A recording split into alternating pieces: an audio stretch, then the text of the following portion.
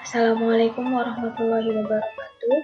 Saya Vina Latifatunida, mahasiswi perpajakan 5 PSP. Saya akan membahas mengenai pajak penghasilan pasal 21. Tapi sebelumnya, mari kita pelajari terlebih dahulu pengertian apa itu pajak.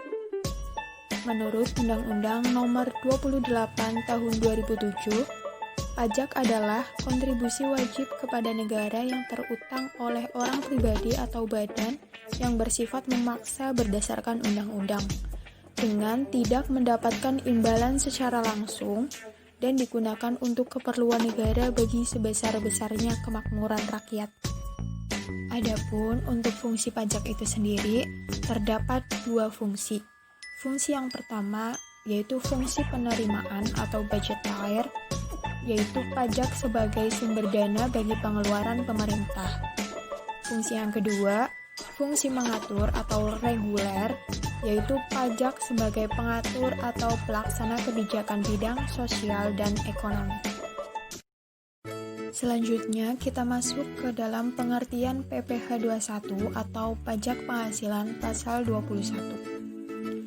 PPh 21 adalah pajak atas penghasilan berupa gaji, upah, honorarium, tunjangan, dan pembayaran lain dengan nama dan dalam bentuk apapun sehubungan dengan pekerjaan atau jabatan, jasa, dan kegiatan yang dilakukan oleh orang pribadi subjek pajak dalam negeri.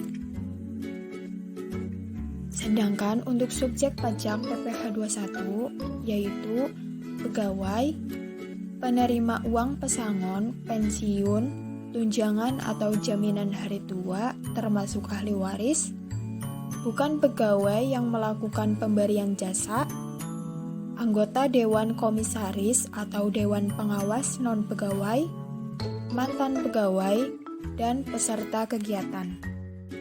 Selanjutnya, untuk objek pajak PPh 21 yaitu ada penghasilan pegawai tetap, penghasilan teratur penerima pensiun, pembayaran sekaligus uang pesangon, pensiun, THT, JHT selepas 2 tahun sejak berhenti bekerja, dan upah pegawai tidak tetap atau tenaga kerja lepas secara harian, mingguan, satuan, borongan, atau yang dibayarkan secara bulanan.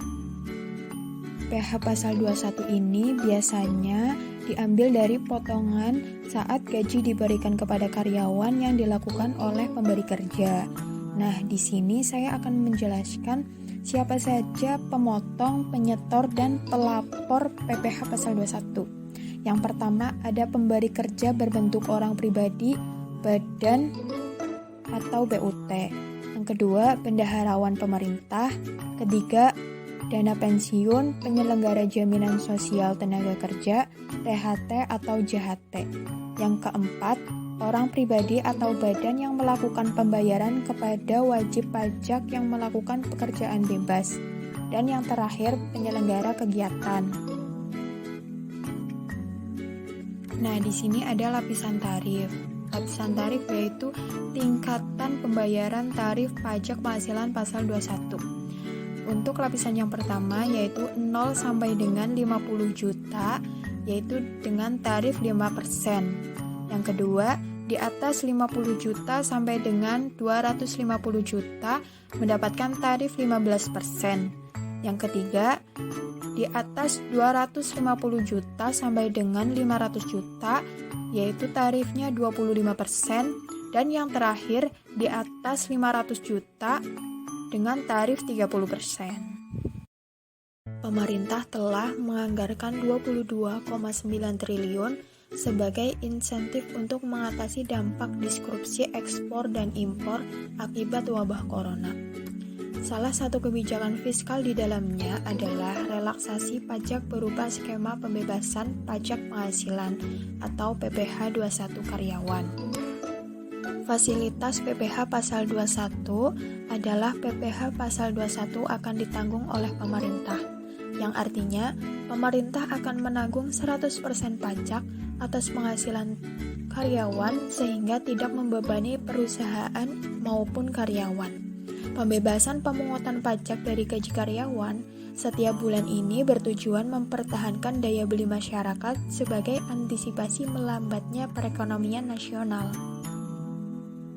Itu tadi penjelasan mengenai pajak dan PPh pasal 21. Saya Vina Latifatunida pamit undur diri. Wassalamualaikum warahmatullahi wabarakatuh.